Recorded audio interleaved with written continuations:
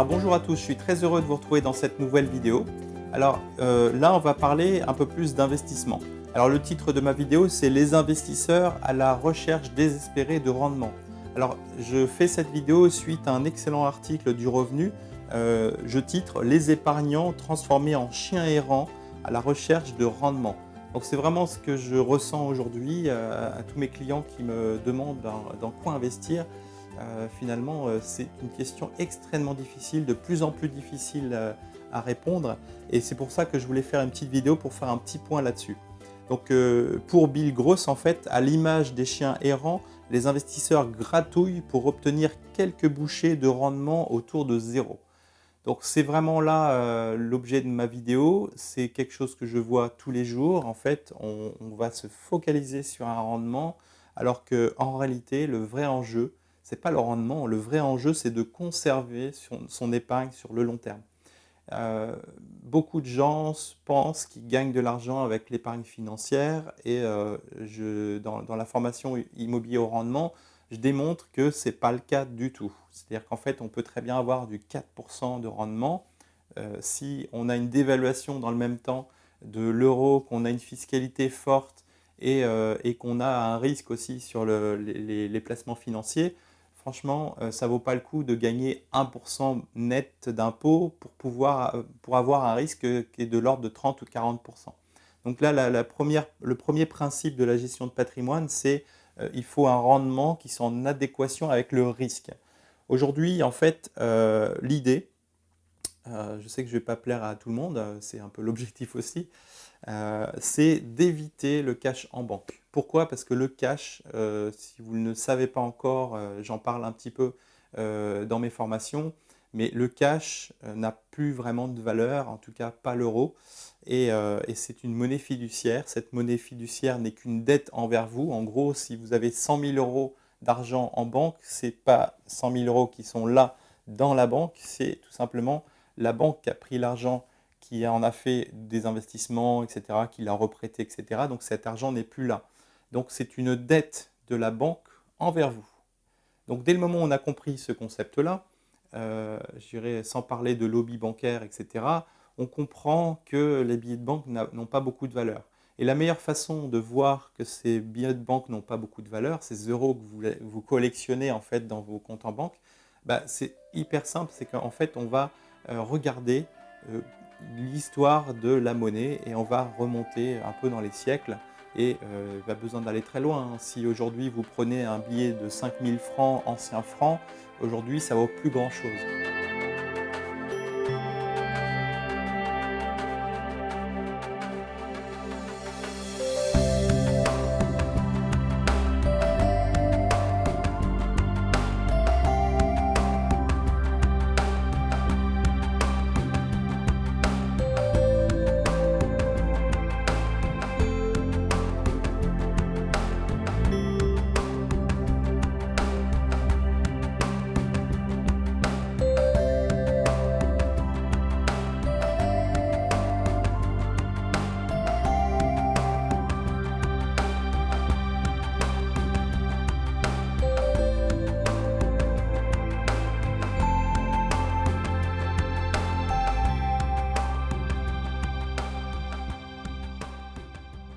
Donc à l'époque, et c'est une anecdote que j'utilise assez souvent, c'est qu'il y a quelqu'un qui a acheté un immeuble qui valait 10 000 francs à l'époque.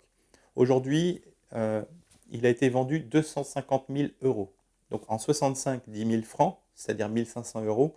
En 2015, c'était l'an dernier, on était à 250 000 euros. Et donc, je dirais tout naturellement, l'investisseur s'est dit, dis donc, ça a vraiment augmenté l'immobilier. En réalité, ce n'est pas l'immobilier qui a augmenté, c'est la monnaie fiduciaire qui s'est tellement dégradée qu'il faut 250 000 du même euro, alors qu'avant, il en fallait que 1 500 pour acheter le même actif. Peut-être que ce n'est pas tout à fait le même parce qu'il a été rénové entre-temps, mais à l'époque, il était aussi moins ancien qu'il ne l'est maintenant. Et donc, on le sait que dans la durée, l'or est la seule monnaie, avec l'argent physique bien sûr, qui permet de conserver l'épargne dans le temps. On a dit ça, on a tout dit. En fait, c'est pour ça qu'aujourd'hui, je vous incite à voir les choses différemment. Je ne vous inciterai pas à sortir tout votre cash de la banque parce que c'est quelque chose qui n'est pas, je dirais, pas communément admis. Bref, il faut toujours avoir du cash, ça c'est évident. Par contre, de tout mettre, tout baser sur une monnaie fiduciaire qui perd sa valeur aussi vite, parce qu'en gros, l'euro a perdu 95% de sa valeur, avant c'était le franc, l'US dollar c'est exactement pareil, c'est de la monnaie de papier, de singe, c'est une monnaie fiduciaire qui n'a qu'un seul objectif, c'est de fonctionner en temps réel, ça n'a pas du tout le rôle de conservation dans le temps. Donc voilà, là c'était pour parler du cash. Donc est-ce que ça vaut le coup d'aller sur un PEL, un CEL, etc., tous ces produits bancaires? Bon, si vous le faites, c'est votre choix. Moi personnellement, je pense que c'est un mauvais choix parce qu'en fait, on sait que cette monnaie va se dégrader avec le temps et que l'inflation, si elle revient, parce que pour l'instant, ça fait 20 ans qu'il n'y en a pas, si l'inflation revient, on va se retrouver à avoir un problème de taille, c'est qu'on va avoir une dévaluation de la monnaie très rapide. Aujourd'hui, les chiffres sont un peu cachés parce que l'INSEE a réussi à nous dire que l'inflation n'est que de 0,5 ou 1%. En réalité, le vrai chiffre de l'inflation, il est bien plus élevé que ça parce qu'il faut tenir compte du tabac, de l'essence et je dirais de l'immobilier. Sinon, ça ne sert à rien comment dire, de créer des chiffres d'inflation. Voilà. Et donc, la deuxième source, je dirais, de rendement qui est plutôt neutre et qui tend plutôt vers zéro, c'est le fonds en euros. Alors, le fonds en euros, j'en ai parlé dans une vidéo en 2012. Hein, à l'époque, il y a beaucoup de gens qui m'ont pris un peu pour un fou de dire ah oui, les fonds en euros, c'est dangereux. Et là, en fait, on commence à avoir vraiment le sentiment que les gens se réveillent et se rendent compte que le fonds en euros, c'est une dette pure. Je ne dirais pas mieux, c'est une dette pure. Il n'y a que de la dette. L'argent n'est pas là, il n'est pas stocké. Il a été prêté à un État, en l'occurrence la France, quelques autres États. Il a été prêté à des sociétés qui sont plus ou moins solides aujourd'hui, elles sont relativement solides, en échange d'un boni, c'est-à-dire d'un revenu de ces obligations. Parce qu'en fait, il s'agit que d'obligations. Les fonds en euros, c'est que des obligations, que de la dette. Donc le problème qu'on a aujourd'hui, c'est que comme c'était anticipable, en fait, on a une baisse des taux qui est franche et marquée, qui fait que maintenant on passe même sur les obligations d'État à des taux négatifs. On est quasiment neutre sur certaines obligations, même corporate, donc ce qui est quand même un signe avant-coureur d'une grande crise. Voilà, je ne veux pas vous faire peur, mais l'idée c'est que si on a des taux qui sont très bas, c'est qu'il y a un problème. Voilà, et ces fonds en euros-là, on a eu en juillet 2016 une petite piqûre de rappel pour ceux qui n'étaient pas encore au courant, comme quoi ces fonds pourraient être bloqués. Alors, on me dit souvent, des confrères, d'autres personnes me disent, oui, les fonds en euros, c'est garanti. Alors oui, c'est garanti, sauf que l'assureur peut ne pas vous donner l'argent si jamais il est en danger. Et comme aujourd'hui le modèle économique et des banques et des assureurs est un peu en danger, parce qu'en fait, ils ne peuvent plus collecter des fonds en euros, et finalement, les obligations sont à taux négatif, et donc le rendement des anciennes obligations commence à diminuer aussi, et donc on se retrouve à avoir du 2, voire du 1. Qu'est-ce qui va se passer si on arrive à zéro? Bah, tout le monde va décollecter. Si tout le monde décollecte, parce qu'après la fiscalité, si on arrive à zéro, il n'y a pas trop d'intérêt d'avoir un avantage fiscal pour avoir du zéro. Ça n'a aucun sens.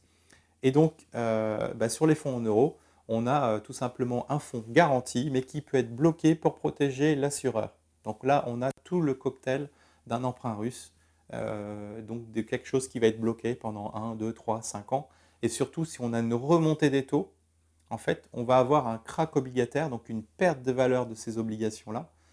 Ce qui va en découler, c'est que bah, s'il y a une décollecte en même temps qu'il y a une perte de valeur des obligations, donc une remontée des taux, on se retrouve finalement piégé. L'assureur ne pourra pas rendre l'argent parce que s'il rend l'argent, il faut qu'il vende les obligations et qu'il matérialise sa perte.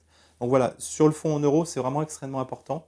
Je pense que je vais faire segmenter juste cette vidéo-là pour parler que de ça parce que c'est trop important. Aujourd'hui, il y a plusieurs milliers de milliards d'épargne des Français qui est dedans. Voilà, aujourd'hui, l'idée, c'est pas de créer la panique, hein. L'idée, c'est d'être complètement en phase avec le produit dans lequel on investit. C'est-à-dire, là, vous investissez dans la dette d'État en majorité, un peu de corporate. Il peut y avoir aussi des SCPI, donc ce n'est pas forcément l'idéal, parce que les SCPI, on sait très bien que c'est très volatile, surtout en période de remontée des taux. Et donc, c'est un peu l'enjeu. Là, on parle même plus de rendement, on parle de sauvegarde de son épargne. Pareil pour les placements financiers exotiques. Alors, tous les jours, j'ai des clients qui m'envoient des placements financiers. Je suis incapable de vous dire ce qu'il y a dedans. C'est des fonds à formule, des choses comme ça. Voilà. Moi, pour résumer les choses, je vous conseille d'aller sur des actifs tangibles, des actifs qui sont pas forcément physiques, hein, c'est pas forcément chez vous, mais l'idée c'est que ça soit du tangible, ça soit de l'immobilier, de l'or, de l'argent physique, du terrain, des voitures de collection, ça peut être une tondeuse, ça peut être un bidon d'essence, ça peut être n'importe quoi. Dès le moment où c'est physique, c'est vraiment quelque chose de très important. Et donc on a tout ce qui est placement obligataire, on l'a vu avec les fonds en euros qu'il faut écarter. On a tout la dette bancaire en fait qu'il faut écarter également. Et il y a aussi tous ces placements qui me semblent un petit peu exotiques, où on ne sait pas bien où se situe le risque. Et comme mon métier, c'est vraiment de gérer le risque, aujourd'hui, je ne peux pas vous dire d'aller sur ces produits financiers. C'est pour ça aujourd'hui que j'en fais très peu et je ne m'en porte pas plus mal parce que je sais que tôt ou tard, ça se paiera. On le sait dans l'histoire, ça s'est produit plein de fois. Il y a eu les assignats pendant la Révolution. Il y a eu, dès le moment où on revenait à une monnaie étalon or comme sous Napoléon, c'était extrêmement stable l'économie. Dès qu'on a rebasculé vers des choses, je dirais, monnaie fiduciaire, à chaque fois, il y a eu des perdants, il y a eu des gagnants. Les perdants, on le sait, c'est ceux qui ont laissé tout en cash, dans des placements financiers, dans des actions qui étaient un peu exotiques, etc. Et là, en fait, on voit avec le temps que les crises, à chaque fois, ça purge toute cette partie des investisseurs. Tout ce qui était sur la partie immobilière, actifs tangibles, or, etc., aujourd'hui, sont protégés. Donc voilà, les actifs tangibles, je vous les rappelle, hein, l'or, l'argent, l'immobilier, les terrains, tout ce qui est même terrain agricole, ça peut être des locaux commerciaux, ça peut être n'importe quoi. Il y a des risques plus ou moins élevés, hein. L'or, c'est stable, on sait que ça fait 6000 ans que c'est là.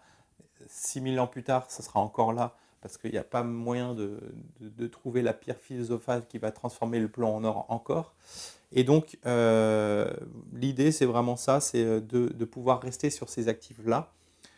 Si on est sur des SCI avec de l'immobilier, ça reste un actif où derrière, il y a un sous-jacent qui est tangible. Donc, voilà, on reste là-dessus. Et donc, pourquoi je voulais faire cette vidéo? C'est pour répondre justement à cet excellent article du Revenu qui dit, voilà, les gens sont en train de chasser le rendement. Et donc, quand on chasse le rendement, on fait souvent des erreurs. C'est qu'on va se focaliser sur un chiffre, mais si ce chiffre n'est pas forcément comment dire, réel, on va se retrouver à tout perdre. Parce que pour moi, si on fait du 5%, il faut que le risque de perte ne dépasse pas les 5%. Et donc aujourd'hui, on a par exemple la bourse, les actions, qui est vraiment un actif tangible parce que c'est une part de société. Mais le défaut qu'on a en période de crise, c'est que c'est très volatile. Et donc on peut très bien investir dans une action qui vaut 50 et après crise qui vaut 10. Donc même si on a un rendement, que c'est un actif tangible, c'est une part d'entreprise, il y a quand même le risque que les investisseurs se dégagent de cette valeur et qu'on ait une chute de ce marché. Donc même en bourse, il faut se protéger.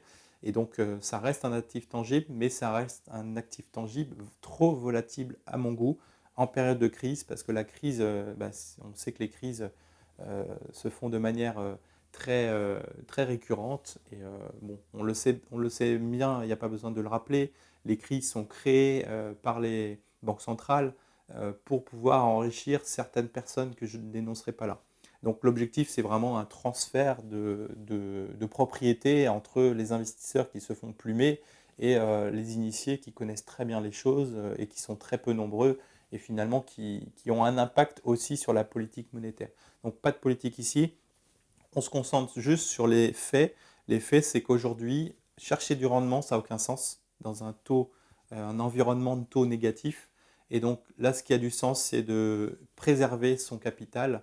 Et donc voilà, pour moi, chercher du 5%, toute façon, après, la fiscalité va l'amener à 2,5 parce qu'il va falloir payer des impôts, c'est normal.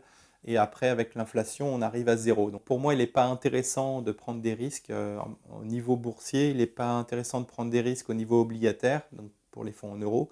Et il est intéressant de diversifier au maximum. Ça, je ne pourrais pas vous dire d'autres conseils plus importants que ça. C'est voilà, aujourd'hui, vous avez un peu d'or, vous avez un peu d'argent physique aussi, vous avez quelques actifs qui ont de la valeur, vous avez un peu d'immobilier, un peu de cash aussi en banque, il faut en conserver pour être plus à l'aise. Et après, il y a plein d'autres solutions.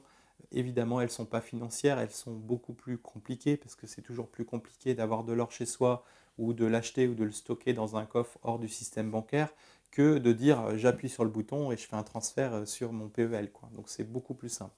Voilà, donc les investisseurs à la recherche désespérée de rendement, mon conseil aujourd'hui, c'est ne cherchez plus de rendement, ça ne sert à rien. Le rendement, vous l'aurez avec l'immobilier, avec des stratégies bien rodées, avec éventuellement la création d'entreprises, parce que là, vous créez vraiment de la valeur. Euh, L'épargne, elle est là pour épargner, point, c'est-à-dire pour stocker. Si vous stockez dans un actif qui est une dette, à la fin, vous aurez certainement un effacement de dette. Et donc, ce qu'il faut voir et comprendre, c'est que d'un côté, on a l'épargne des Français et de l'autre côté, on a la dette des Français. C'est-à-dire, l'État français, il doit je ne sais pas combien de milliards aux épargnants français.